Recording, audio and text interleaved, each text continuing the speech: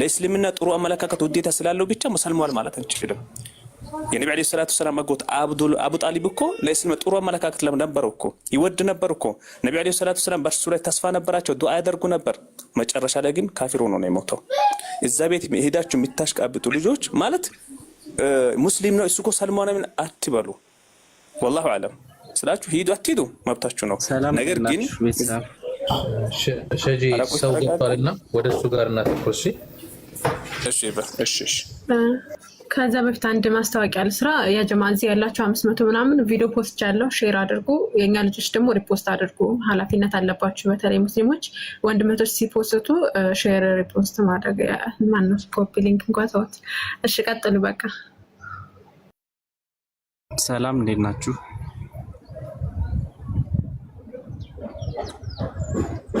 ሰላም ዘሃለች እንዴት ነህ? እሺ መርሐባ። ኤቨር ትቀጥላለህ? ኤቨር ችግር የለውም ጨርሼ ነው እቀጥላለሁ። እሺ ቀጥል። ጥያቄ አለኝ። ችግር የለውም አንቺ ስትራቴጂ ነው ይገዛባል። እሺ ችግር የለውም እንጠብቅሃለን። ቀጥል። እሺ ቀጥል ወገናችን ጥያቄ። እሺ አላህ ማለት የስሙ ትርጉም ምን ማለት ነው? በሐቅ የሚመለክ ማለት ነው። ተመላኪ።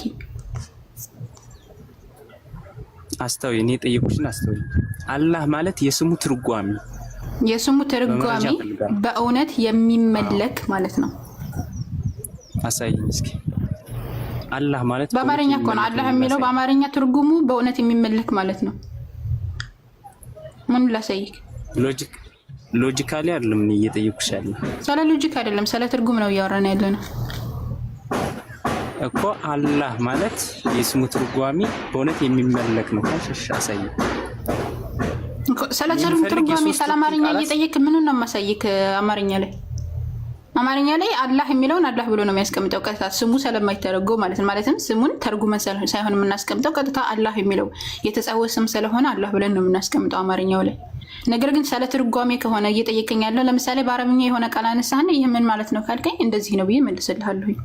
አላህ የሚለው የስሙ ትርጓሜ ምንድነው ብለህ ስትጠይቀኝ በአማርኛ ትርጉሙን ነው እንጂ የምነግርህ አሳይ ብለህ እንድጠይቀኝ አይደል። አሳይ ብለህ የምጠይቀኝ ምኑን ነው?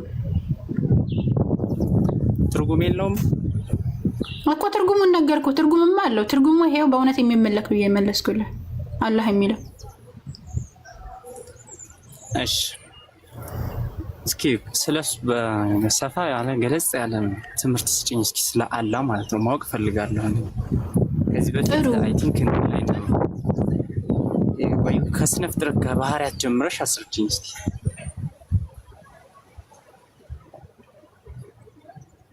አላህ Subhanahu Wa Ta'ala ከስነ ፍጥረት ጀምሬ ሳብራራ በመጀመሪያ የሱ አምላካችን አላህ Subhanahu Wa Ta'ala አንድና ብቸኛ የሆነ ሰማያትና ምድርን ያለ ቢጤ የፈጠረ ካለመኖር ወደ መኖር ያመጣ እንደዚሁም ደግሞ መጀመሪያ መጨረሻ የሌለው አንድና ብቸኛ የሆነ አምላክ ነው። አላህ አዘ ወጀል በሱረቱል በቀራ ላይ አላሁ ላ ኢላሀ ኢላ ሁወል ሐዩል ቀዩም ይላል። አላህ ህያው ራሱን ቻይ የሆነ አምላክ ነው። ህያው ነው። ይሄ መሞት፣ እንቅልፍ፣ ማንገላጀት የሚባለው ነገር ለሱ ተገቢው አይደለም። አላህ Subhanahu Wa Ta'ala አንድና ብቸኛ እንደሆነ አላህ Subhanahu Wa Ta'ala በሱረቱል ኢኽላስ ላይ ይናገራል። በል እርሱ አላህ አንድ ነው፣ አላህ ሁሉ መጠጊያ ነው፣ አልወለደም አልተወለደም፣ ለእርሱ አንድም ቢጤ አምሳያ የለውም። በል እርሱ አላህ አንድ ነው ማለት ከእርሱ ውጪ ሌላ አምላክ የለም። አንድና ብቸኛ የሆነ አምላክ ነው። ከእርሱ ውጭ አንድም አካል የሚመለክ በእውነት የሚመለክ ወይም አምልኮ የሚገባው አንድም አካል የለም። እዚህ ነው አላህ ሰመድ ማለት ደግሞ አላህ የሁሉ መጠጊያ ነው። መጠጊያ ወመሸሻ የፍጥረታት በአጠቃላይ አንድ ጊዜ አንዴ ልጨርስ እንጂ ሰላላህ አስረጅኛል ልጨርስና ከዛ ተጠራ አድርጌ በአራት አይነት መልኩ ብዬ መጨረሳለሁ። አላህ የሁሉ መጠጊያ ነው አለ አላህ Subhanahu Wa Ta'ala። ፍጥረታት በአጠቃላይ ወደርሱ የሚጠጉ ማለት ነው። ከርሱ ውጪ አላህ Subhanahu Wa Ta'ala ውጪ ፍጥረታት በአጠቃላይ እንት ማለት አይችሉም። ማለት ያለሱ መኖር አይችሉም ፍጥረታቶች በአጠቃላይ ማለት ነው። ግልጽ ነው። ሁለተኛው ደግሞ ሶስተኛ ደግሞ አምላካችን አላህ Subhanahu Wa Ta'ala ምን አለ? አላህ ሰመድ ካለ በኋላ ለም የሊድ አለ አልወለደም ማለት አልተወለደም ማለት እዛ ለም የሊድ ወለም ይወለድ አልተወለደም ማለት ከዛ ወደፊት ይወልዳል ሰዎች ብለው እንዳይመጡ ወለም የኩን ለሁ ኩፉወን አሐድ ለርሱ የሚመስለው አንድም ቢጤ አምሳያ የለውም። አላህን የሚመስል አንድም አካል የለም። አላህ መንፈስ አለው። አላህ መንፈስ አለው። መንፈስ ማለት ምን ማለት ነው? አላህ መንፈስ አለው ወይ እኮ መንፈስ ማለት ምን ማለት ነው? እሱን አብራራልኝና ከዛ እነግርሃለሁ። አሁን ምሳሌ በሱራ 15 በመንፈስ በነፈው በማስረጃው እስኪ ተረጋጉ እንጂ ክርስቲያኖች ለምንድን ነው አደብ አልባ? እሺ ቀጥል። ሱራ 15:29 ላይ ያለውን አንብብልኝ ነው። እሺ 15 ምን ይላል? መርሐባ። እሺ ላውጣልክና ከዛ አነብልሃለሁ። እሺ 29 فإذا سويته ونفخت فيه من روحي وقعوا له ساجدين ይላል። ባስተካከልኩ ፍጥረቱን እስከላም ነብልህ እኮ ነው። ፍጥረቱን ባስተካከልኩትና በውስጡ ከመንፈሴ በነፋሁበት ጊዜ ለእርሱ ሰጋጆቹ ናችሁ ውደቁ ይላል። አደምን ከፈጠረ በኋላ አላህ ሱብሓነሁ ወተዓላ ከመንፈሱ ማለትም ከእርሱ ከሆነ መንፈስ ዘርቶበታል። አደም ላይ አላህ አደም ላይ መንፈስ ነፍቶበታል። አዎ መንፈስ የተፈጠረ መንፈስ አለ እርሱ ዘንድ አለ። አላህ ሱብሓነሁ ወተዓላ ስለ ሩህ የሚጠይቅ ወይ ሳሉነከ አን ሩህ ስለ ሩህ የሚጠይቁህን ሩህ ከጌታ የሆነ ነገር ነው በላቸው እያለ ለረሱል ሰለላሁ ዐለይሂ ወሰለም ይነግራቸዋል። ሩህ የሚባለው ነገር አላህ ሱብሓነሁ ወተዓላ ዘንድ ያለ ፍጡር ነው። ግልጽ ነው። ስለዚህ ፍጥረታቶች በሚፈጠሩ ሰዓት ሁልጊዜ መልአኩን ይልካል። መልአኮቹ መጥተው በእንትኖች በፍጥረታቶቹ ላይ እንዲነፋባቸው ያደርጋል፣ ወይም ደግሞ እንዲነፉባቸው ያደርጋል ማለት ነው። ስለዚህ አላህ መንፈስ አለው ማለት ነው። በመንፈስ ይፈጥራል ማለት ነው። መንፈስ የሚባለው ነገር ይሄ ሩህ ነው። ስለ ሩህ የሚባለው ነገር የአላህ ሱብሓነሁ ወተዓላ የፈጠረው ፍጡር ነው እንጂ አላህ ሱብሓነሁ ወተዓላ አንድ ጊዜ ጠያቂ ጠይቀህ እዛው ላይ አትደራረብ እንጂ አላህ ሱብሓነሁ ወተዓላ መንፈስ እዚህ ጋር ሩህ የሚባለው ነገር አላህ ሱብሓነሁ ወተዓላ የለውም። ሩህ የሚባለው ወይም ደግሞ በአማርኛው መንፈስ ችግሩ አማርኛው ምንድነው? መንፈስ ነው ሁሉንም የሚያወራው ማለት ነው። ግን እዚህ ጋር ሩህ የተባለው የሰው ልጅ መንፈስ ነው። ስለ ሰው ልጅ መንፈስ ነው የሚያወራው። ስለ ሰው ልጅ መንፈስ ደግሞ ረሱል ሰለላሁ ዐለይሂ ወሰለም አላህ አዘ ወጀል ምን ይላቸዋል? ስለ ሩህ የሚጠይቁሃን ሩህ ከጌታ የሆነ ነገር ነው ባላቸው ይላል። አላህ ሱብሓነሁ ወተዓላ ዘንድ ሩህ አለ። አላህ የፈጠራቸው ፍጡራኖች ማለት ነው። ከአዳም ጀምሮ እስከ ትንሣኤ ቀን ያሉ አካላቶች በአጠቃላይ ተፈጥረው አልቀዋል፣ ሩሃቸው ማለት ነው። ግልጽ ነው። በተፈጠሩ ሰዓት አዳምን ለምሳሌ አላህ ሱብሓነሁ ወተዓላ ሲፈጥረው ሩህ ዘርቶበታል። እርሱ ኢሳን ሲፈጥረው መልአኩ ጅብሪል መጥቶ እንዲነፋበት ነው ያደረገው። ሌሎች ፍጥረታቶች ደግሞ መልአክ አለ፣ ሩህን የሚዘራ መልአክ መጥቶ እኛን እንዲዘራብን ያደርጋል ማለት ነው አላህ ሱብሓነሁ ወተዓላ። ስለዚህ ያ ስለተፈጠረው ሩህ ነው እንጂ የሚያወራው ስለ አላህ ሱብሓነሁ ወተዓላ መለኮታዊ ምንነት ውስጥ ስላለ ነገር አይደለም የሚያወራው። እሺ አደምን የፈጠረው በቃሉ ነው ወይስ በመንፈሱ? አላህ ሱብሓነሁ ወተዓላ መለኮታዊ ራእዩ ላይ ከእርሱ መለኮታዊ ምንነት ላይ ሩህ የሚባል ነገር የለውም አልኩህ። እሺ እንዴት ከመንፈስ የነፋውበት ታዲያ እንዴት ይላል? መንፈስ የሚባለውን መንፈሴ ብሎ ወደ ራሱ ኢዳፋቱ ተሽሪፍ የሚባል ነገር አለ። አላህ ሱብሓነሁ ወተዓላ ወደ እርሱ የሚያስጠጋቸው ብዙ ነገራቶች ላሉ። ለምሳሌ ምድሬ ይላል። ምድሬ ሲል አላህ ሱብሓነሁ ወተዓላ ምድር ነው ማለት ሳይሆን አላህ ሱብሓነሁ ወተዓላ ምድር ነው ማለት ሳይሆን ምድሩ የእሱ ስለሆነች ነው። ግልጽ ነው። ወደ እርሱ በአክብሮት ወደ እርሱ ስለሚያስጠጋው ነው። እዚህ ጋር ከመንፈሴ ሲል አንዴ ልጨርስ እንጂ ከመንፈሴ ሲል እዚህ ጋር ወደ ራሱ አስጠግቶ ስለሚገልጸው ነው እንጂ እሱ የእሱ ፍጡር ወይም ደግሞ እሱ የፈጠረው ፍጡር ስለሆነ የኔ እያለ ይገልጻል። ለምሳሌ ሱረቱል በቀራ ላይ ስትመለከት እኛ የአላህንን እንላለን። እኛ የአላህንን ወደ እርሱም ተመላሾች ነን እንላለን። ያ ማለት ኧረ በፈጣሪ ቆይ አንዴ ልጨርስ። እኛ የአላህንን ማለት አላህንን ማለት አይደለም። አላህ ሱብሓነሁ ወተዓላ የፈጠረን ፍጡሮች ነን ማለት ነው። እዚህ ጋር መንፈሴ እያለ ሲገልጽ አላህ ሱብሓነሁ ወተዓላ እርሱ የፈጠረው ፍጡር ማለት ነው። እሱ የፈጠረው ፍጡር በአጠቃላይ የእርሱ ተብሎ ይገለጻል። ግልጽ ነው። የእርሱ ነው ማለት ግን ከእርሱ ምንነት ጋር አላሁ ሙስተዓን። ልጨርስ እንጂ እንትና ማን ነው ስምህ ማን ነው? ስምህ ማን ነው? ስሜ ችግር የለውም። እኔ አዳምጥ ያስቸግረናል። አይ አንደኛ ነገር ደግሞ እኔ አልፈልግም። ግብረ ገብ አይደለም። በአንዴ ቆይ አትደረብ፣ ሳውራ አትደረብ። እሺ አንደኛ ግብረ ገብነት ይጎልሃል። አሁን እየተደረብክ ነው። እባክህን የምታደርገው እንዴ ምን ሆነሃል? እዛው ጋር የምጠይቃትን ትመልስልኝ። አሁን አትደረብ፣ እንዲያካሄድ እየነገርኩህ እኮ ነው። ምን ሆነሃል እንዴ? እኔ የራሱ ያወራው እየተደረብክ ነው። ይሄ እኮ ችግር እኮ ነው። ጤነኝነት እኮ አይደለም። አንደኛ እየመለሰችልህ ነው። ሁለተኛ እንዴ አሁንም አትደረብ። ሚዩት እስኪ አድርገው፣ ማይክህን ሚዩት አድርገው፣ ንካው እስኪ ሚዩት ማድረጊያውን ንካው እስኪ። ቴንክ ዩ እንዴ? አንደኛ ነገር እየነገረችህ ነው። አውርታ እስክትጨርስ ታገሳት ማለት በቃ የምታወራው ነገር እኮ አይጎዳህም። አትሊስት የሆነ የማይመቸው የማይጠቅም ነገር ከሆነ ትተወዋለህ። የሚጠቅምና ትክክል ከሆነ ደግሞ ትቀበለዋለህ። እንዴ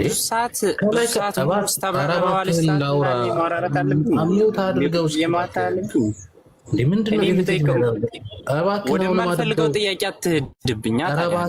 ዝጋው ማይክህን። እንዴ ምን ሆኗል ሰውየው? አውርታ እስክትጨርስ ታገሳት። አንደኛ ነገር የገባኸው ሙስሊም ቤት ነው፣ ስነስርዓት መማር አለብህ። ይሄ ዝም ብለህ ብድግ ብለህ የምትለፈልፍበት አይደለም ቦታው።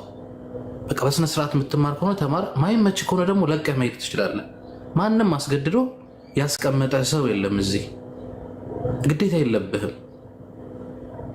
በቃ ስትመለስልህ ስማት። በጣም የጠየቀው ደግሞ ነገር ሲምፕል ነው፣ ቤዚክ የሆነ ነገር ነው። እየመለሰችልህ ነው። ጭቅጭቅ አንፈልግም። በቃ ዛህሩ ቀጥ ይቅርታ። መርሐባ መሰማማታችን የተሻለ ስለሆነ ጸጥ ብለህ ታዳምጥ አሪፍ ነው። እሺ በቃ ጠቅልል አድርገውና አላህ ሱብሓነሁ ወተዓላ እዚህ ጋር ስለ ሩህ ሲናገር ወይም ደግሞ ይሄ ምዕራፍ 15 ላይ ያለው የቁርአን አንቀጽ አምላካችን አላህ ሱብሓነሁ ወተዓላ ሲናገር እንደዚሁም ምዕራፍ 38 ከቁጥር 72 ላይ አለ ፈኢዛ ሰወይቱሁ ወነፈኽቱ ፊሂ ሚን ሩሂ ፈቀዑ ለሁ ሳጅዲን ፍጥረቱን ባስተካከልኩና በእርሱ ከውስጡ ከመንፈሴ በነፋሁበት ጊዜ ለእርሱ ሰጋጆቹ ናችሁ ውደቁ። እዚህ ጋር መንፈሴ የተባለው ለአላህ ሱብሓነሁ ወተዓላ መለኮታዊ የአላህ ሱብሓነሁ ወተዓላ መለኮታዊ ምንነት ውስጥ የሚካተት ነው ወይ ነበረ ጥያቄ። አይ አይካተትም። አላህ ሱብሓነሁ ወተዓላ እዚህ ጋር ኢዛፈቱ ተሽሪፍ የሚባል የክብር ወደ እርሱ ራሱ አስጠግቶ አላህ ሱብሓነሁ ወተዓላ የሚጠራቸው ብዙ ነገራቶች አሉ። ለምሳሌ የሷሊህን ግመል የኔ እያለ ይገልጻታል። የኔ ግመል እያለ ይጠራል። ወይም ደግሞ የኔ እያለው ግመል እያለ ይገልጻታል።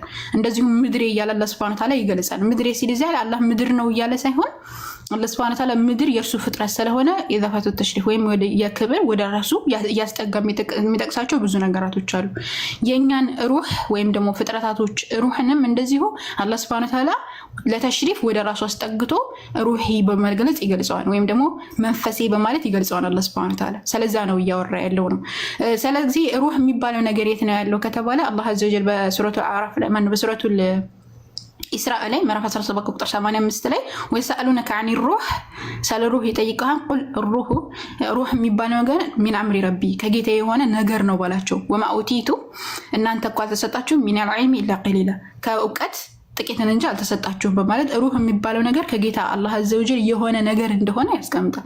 አላህ አዘወጀል ደግሞ ምንድነው? የነገር ሁሉ ፈጣሪ ነው። ለዛ ነው አላህ አዘወጀል በምዕራፍ 39 ቁጥር 62 ላይ አላሁ ኻሊቁ ኩል ሸይ ይላል። አላህ የሁሉ ነገር የተባለ በአጠቃላይ ፈጣሪ ነው እያለ ይናገራል። ስለዚህ ሩህ የምትባለው ሸይ ነች፣ ፍጡር ነች። ስለዚህ የፍጡር ሁሉ አምላክ ደግሞ አላህ ሱብሓነሁ ወተዓላ ሩህን ፈጥሯል።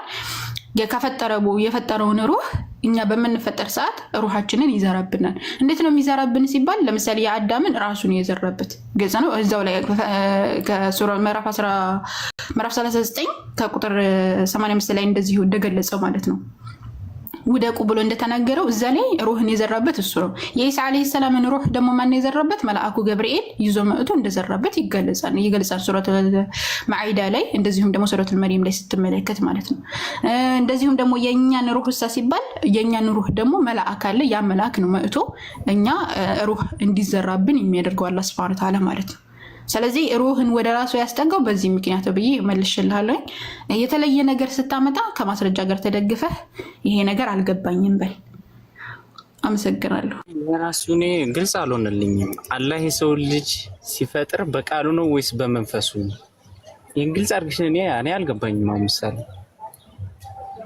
እሺ፣ አላህ ሱብሓነሁ ወተዓላ የሚፈጥረው በምኑ ነው ከተባለ በቃሉ ነው የሚፈጥረው። በቃሉ ነው። ሁን ይለዋል ወደሆነ አላህ ሱብሓነሁ ኢዛ አራዳ ሸይአን አንድን ነገር መፍጠር በሻ ጊዜ ለእርሱ ሁን ይለዋል ወደሆነ ይሆናል። ሰማያትና ምድርን ያለ ቤጣ ፈጣሪ ነው። ነገርን መፍጠር በሻ ጊዜ ለእርሱ ሁን ይለዋል ወደሆነ ይሆናል ይላል። ስለዚህ አላህ ሱብሓነሁ ወተዓላ በእጁ ይፈጥራል፣ እንደዚሁም ደግሞ በቃሉም ይፈጥራል። በእጁ ይፈጥራል። አዎ በእጁ ይፈጥራል። አዎ ይፈጥራል። እሺ ልስጥህ አሳይ እስኪ።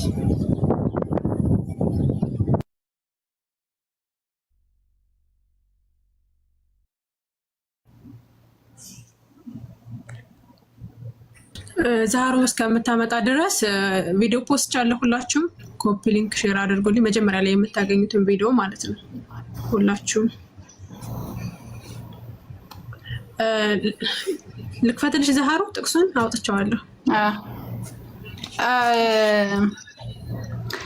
قال الله تبارك وتعالى مراف 33 كقطر 75 لي قال لمن الان قال يا ابليس انت ابليس ما منعك ان تسجد يعني كمسجد من كلكله لما خلقت بيدي بجوتشي لفتركت فطور كمسجد من كلكله لون استكبرت كرهنا ام كنت من العالين ወይስ ደግሞ ከትዕቢተኞች ነበርክ እያለ ይገልጻል። እሺ ክፈችለት። ምዕራፍ ሱረቱ ሷድ ምዕራፍ 38 ከቁጥር 75 ላይ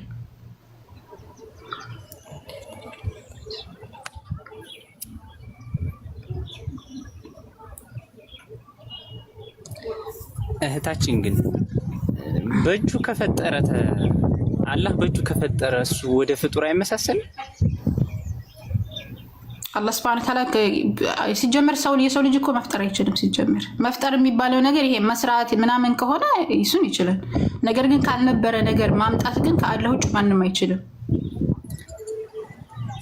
አላህ Subhanahu Ta'ala እጅ አለው ሲባል ደግሞ ከፍጡራን ጋር በፍጹም አይመሳሰልም። ለዛ ነው አላህ Azza wa Jalla ليس كمثله شيء እሱን የሚመስል ምንም ነገር የለም ይላል። የአላህ Subhanahu Ta'ala እጅ አለው ስንል መለኮታዊ እጅ ማለት ነው እንጂ አንተን የሚመስል ወይም ደግሞ ሌሎች ፍጥረታቶችን የሚመስል ማለት አይደለም። ሲጀመር አንድ ነገር አላህን ይመስላል ብለህ በአእምሮ ከመጣ ያ አላህ አይደለም። እሺ ክርስቲያኖች ማንኛውም ሰው እዚህ ጋር ሊያውቀው የሚገባው አላህ እጅ አለው በምንል ሰዓት አላህ ይሰማን አላህ ያያን ብለን በመናነሳቸው እያንዳንዱ የአላህ መለኮታዊ ባህሪያቶች የፍጡር ነገር አእምሯቸው ከመጣ ያ አላህ አይደለም።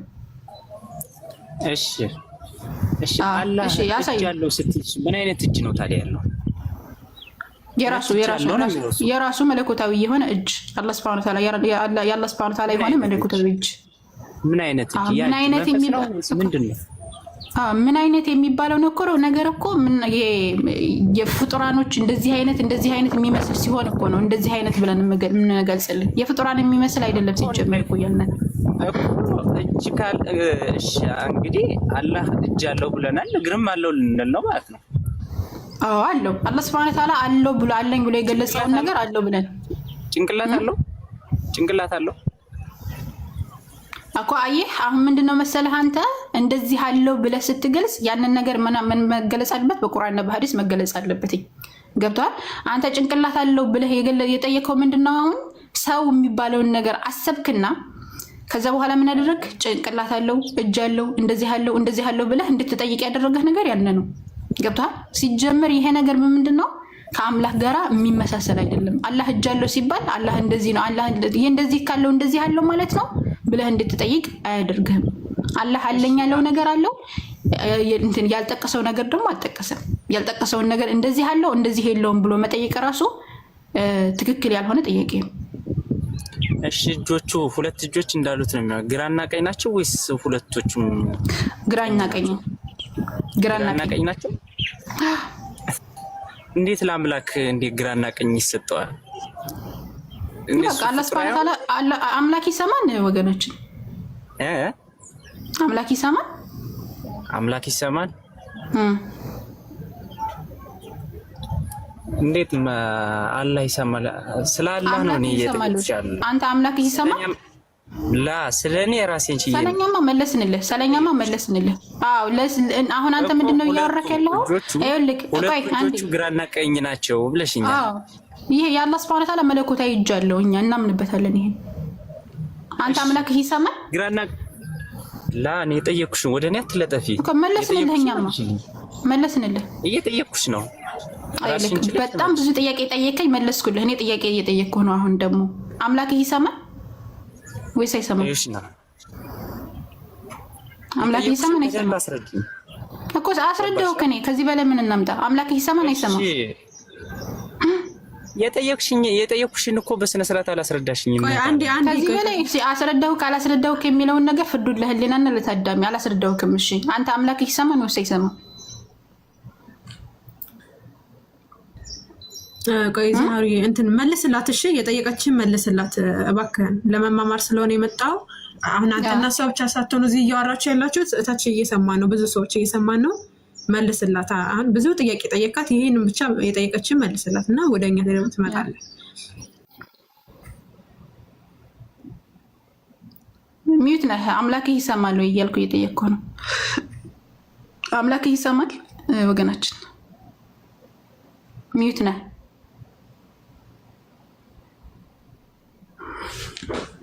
ሚዩት ታረጊያለሽ። አምላክህ ይሰማል? ጥያቄ መልሽልኝ። አምላክህ ይሰማል ወይ? ይሰማል ድምጼ? ልጠይቅ አለም እኮ ነው የገባው። ልጠይቅኝ አለም የገባው እኮ ልጠይቅሽ ነው። ገባሽ? አዎ ጠየቅከኝ፣ መለስኩልክ። አሁን አንተ መለስኩልህና እንዴት ይሄ ሊሆን ይችላል ብለህ ጠየቅ። በቃ ያንን ደግሞ አላህ ሱብሓነሁ ወተዓላ አላህ ሁለት እጅ አለው ብለሽኛል። ግራና ቀኝ አላህ ሁለት እጅ አለው፣ ቀኝና ግራ አለው። አላህ ሱብሓነሁ ወተዓላ እንዳለው ቁርአንና ሐዲስ ነግሮናል። እንዴት ይሆናል ይሄ ብለህ ጠየቅ። እንዴት የሚለውን ነገር አላህ ሱብሓነሁ ወተዓላ ለምን ይሄ ኖረው ብለን እኛ አንጠይቅም። አላህ ሱብሓነሁ ወተዓላ ከሚያደርገው ነገር እንትን አይጠይቅም። እኛ ግን ፍጡራኖቹ እንጠይቃለን። ግልጽ ነው። አምላክ እንዴት ይሰማል ብሎ እንደመጠየቅ ነው። አምላክ እንዴት ያያል ብሎ እንደመጠየቅ ነው። እንዴት የሚለውን ነገር ደግሞ ምንድነው የምናደርገው መሰለህ? ቤቱ የንጽጽር ስለሆነ ወደ አንተ መጥተን አምላክህ ይሰማል ወይስ አይሰማም ብለን እንጠይቃለን። አምላክህ ይሰማል ወገን ብለሽ ነው አይገባውኝ። ስለዚህ አንዴ ሌላ ጥያቄ የለህና ወርድልሻለሁ ልንገርሽ። አንዴ መልስ የለህም አንተ። እሺ ቀጥል አንተ። መልስ የለህም። ስለኔ ሰላም ላኪ ይስማ አይስማ የምታውቀው ነገር የለም ማለት ነው። ስለዚህ ጥያቄ አንቺ አለሽ ምን ነገር አላህ ሁለት እጅ አለው ግራና ቀኝ። ያ ግራና ቀኝ የፍጡር ነው ወይ? አይደለም፣ የአምላክ ነው የአላህ ነው ብለን እኮ መለስንልህ። ፍጡራንም የሚመሳሰል አይደለም። ለአላህ ግራና ቀኝ ያዋስነዋል? አላህን ግራና ቀኝ ያዋስነዋል? አይወስነው። ለምን እና ታዲያ ለምን ግራና ቀኝ እጃልሽ? በግራና ቀኝ የሚባለው ነገር ከእሱ አንጻር ነው እንጂ ከኛ አንጻር ወይም ከፍጡራን የሚመሳሰል በፍጹም አይደለም። ግራና ቀኝ የሚለውን ነገር ከአንተ አንጻር ካሰብከው እሱ የፍጡር ነው። ገብቶሃል? ግን ያልሽኛል። ቆይ እንጂ አላህ ሱብሓነሁ ወተዓላ ከእሱ አንጻርና ስላላህ ስትጠይቅና ስለ ፍጡራን ስትጠይቅ የተለያየ ነው። አላህ አዘወጅል ግራና ቀኝ ያለው ከእሱ አንጻር ሲጀምር አላህ ሱብሓነሁ ወተዓላ ይሄ ምንድነው ቦታ የሚባለው ነገር ጊዜ የሚባለው ነገር አያካብበውም። አላህ ሱብሓነሁ ወተዓላ አላህ ከአርሽ በላይ ነው ብለን ስንናገር እኛ ሙስሊሞች ጊዜ ቦታ የሚባለው ነገር አያካብበውም። ግልጽ ነው። አላህ ግራና ቀኝ ያለው ሲባል ከእሱ አንጻር ስለሆነ ያንን ነገር እንዴት ነው እንደ ፍጡር ግራና ቀኝ ቦታ ያዋስነዋል ማለት ነው ብለህ እንድትጠይቅ አያደርግህም። ምክንያቱም ከእሱ አንጻር ስለሆነ ግራና ቀኝ ሆነ። ከአርሽ በላይ ነው ብለሽኛል። ምን ሆነ ያለ ከአርሹ በላይ ግራው ነው ወይስ ቀኝ? አላህ ሱብሓነሁ ወተዓላ በማንነቱ ከአርሽ በላይ ነው። ምን ሆኖ ከአርሹ በላይ ያለ? በዛቱ አላህ ሲወርድሽ ምኑ ነው የሚወርደው? አላህ ሱብሓነሁ ወተዓላ ይወርዳል ብሎ ነግሮናል። ቆይ አንድ ጊዜ ይወርዳል ብሎናል፣ ግን በምንድን ነው የሚወርደው የሚለውን ነገር አልነገረንም።